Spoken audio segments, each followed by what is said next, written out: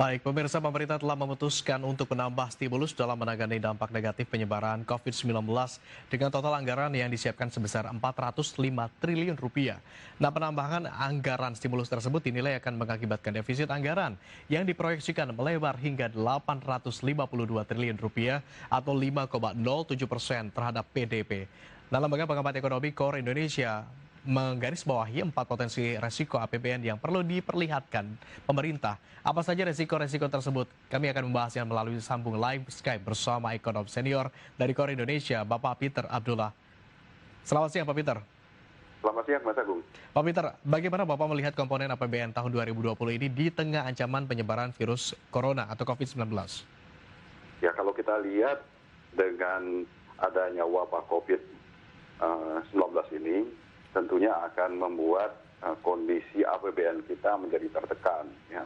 Penerimaan akan jauh turun di bawah target, sementara belanja pemerintah bahkan harus ditingkatkan karena pemerintah harus meningkatkan penanganan wabah, membantu masyarakat yang terdampak, kemudian juga membantu dunia usaha agar supaya bisa bertahan di tengah kondisi yang sangat sulit ya di tengah wabah COVID-19 sekarang ini. Dan pemerintah juga harus mempersiapkan proses recovery ya pada saat nanti kalau wabah sudah berlalu. Baik, penerimaan ini diprediksi akan menurun begitu, Pak. Lantas menurut Bapak potensi resiko-resiko apa saja ini yang akan dihadapi APBN pemerintah? Jadi yang kita lihat adalah kita kan tentunya sepakat bahwasanya pemerintah harus meningkatkan belanja, meningkatkan stimulus dengan tujuan yang seperti saya sebutkan tadi, ya. Dan kalau kita sepakat dengan stimulusnya, maka kita juga harus sepakat, ya, bahwasanya stimulus itu akan meningkatkan defisit dari pemerintah. Dan defisit pemerintah itu konsekuensinya adalah meningkatnya pembiayaan. Ya. Risiko-risikonya itu adalah terkait dengan strategi pembiayaannya. Bagaimana pemerintah menutup kebutuhan APBN, ya, itu kan pemerintah membiayai. Strategi pembiayaannya itu yang menurut kami harus mempertimbangkan risiko-risiko, potensi risikonya. Potensi risiko yang pertama itu adalah kaitannya dengan dominasi kepemilikan asing terhadap surat utang pemerintah. Ya, selama ini kan dominasinya kan begitu besar. Ya. Rata-rata kepemilikan asing itu terhadap surat berharga kita mencapai sekitar 35-40%. Dan dampaknya ya, adalah sektor keuangan kita menjadi fragile, menjadi rentan. Dan itu sudah kita alami sekarang ini. Dengan adanya potensi risiko dari sisi kepemilikan asing, itu juga menyiratkan bahwasanya ada potensi risiko pelemahan nilai tukar. Nah, ketika dominasi asing itu memicu adanya sudden reversal pada saat terjadi global shock. Dan itu sudah terjadi sekarang ini. Nah, risiko yang berikutnya adalah risiko crowding out, ya.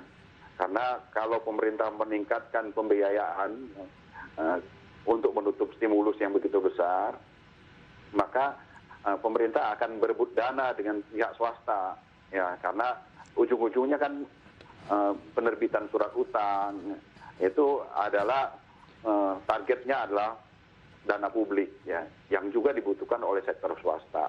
Jadi perebutan inilah yang kita sebut crowding out, ya. Baik. Dan yang terakhir adalah kalau seandainya crowding out ini terjadi, maka ada potensi risiko juga peningkatan utang swasta oleh utang luar negeri oleh pihak swasta. Baik, ada beberapa resiko begitu ya Pak ya. Ini sesuai dengan rekomendasi yang dikeluarkan oleh Core Indonesia terkait potensi pelebaran defisit sebesar 852 triliun di tahun 2020 ini saja. Ini apa saja lantas rekomendasi tersebut Pak Peter?